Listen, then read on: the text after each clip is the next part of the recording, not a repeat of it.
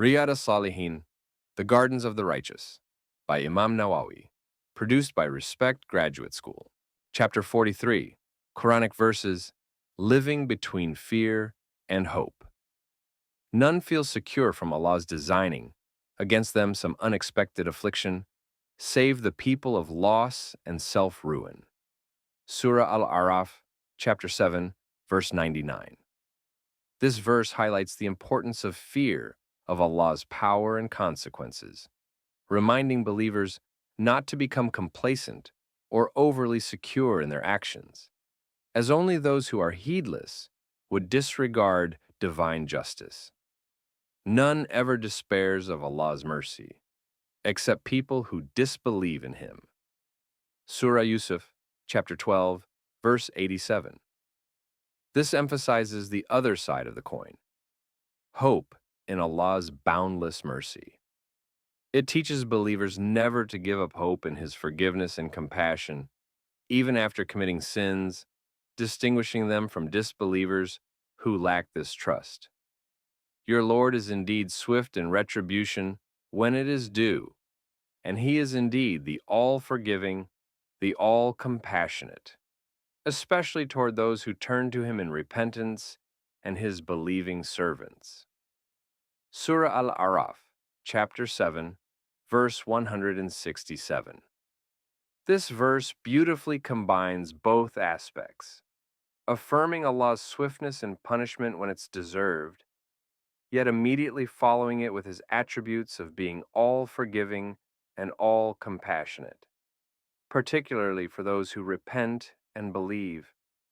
This encourages both accountability and seeking forgiveness. The virtuous and godly ones will indeed be in the gardens of perpetual bliss, while the disbelieving, shameless, dissolute ones will indeed be in the blazing flame. Surah Al-Infitar, chapter 82, verses 13 to 14. These verses starkly present the two ultimate destinations based on one's deeds, instilling hope for paradise for the righteous and a fear of hell for the unrighteous, motivating righteous conduct. And then, the one whose scales are heavy, he will be in a life of contentment, with faith and good deeds. But the one whose scales are light, as devoid of faith and accepted good deeds, he will have his home in a bottomless pit. Surah Al-Qari'ah, chapter 101, verses 6 to 9. This passage describes the day of judgment, where deeds will be weighed.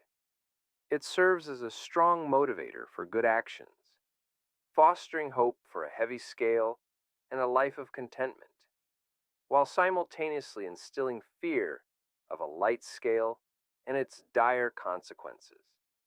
These verses collectively teach believers to navigate life with a balanced perspective, acknowledging both Allah's absolute power and justice, leading to fear of His displeasure, and His infinite mercy and forgiveness, leading to hope in His reward.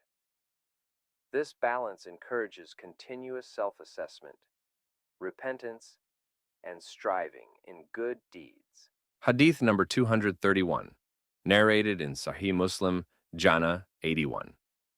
Jabir ibn Abdullah, may Allah be pleased with him, reported that he heard the Prophet, peace and blessings be upon him, say 3 days before his death, "None of you should die without having a good opinion of Allah, the Mighty and Exalted." Annotation: a believer is supposed to spend his or her life in a balance of fear and hope of Allah. However, when they begin to feel they are going to die, they should try to walk to divine presence with hope of Allah in their hearts. Hadith number 232, narrated in Sunan at-Tirmidhi, Da'awat 98. Anas, may Allah be pleased with him, said, "I heard the Messenger of Allah, peace and blessings be upon him, say, Allah the Almighty says, 'O son of Adam, I will forgive you as long as you call on me and have hope in me, no matter what you do. Son of Adam, I do not care if your wrong actions reach to the clouds of heaven. and then you ask me for forgiveness. I will forgive you. Son of Adam, if you were to come with sins equivalent in weight to the whole earth, and then meet me having not associated anything with me, I would come to you with the same amount of forgiveness. Hadith number 233, narrated in Sahih al-Bukhari, Riqaq 29.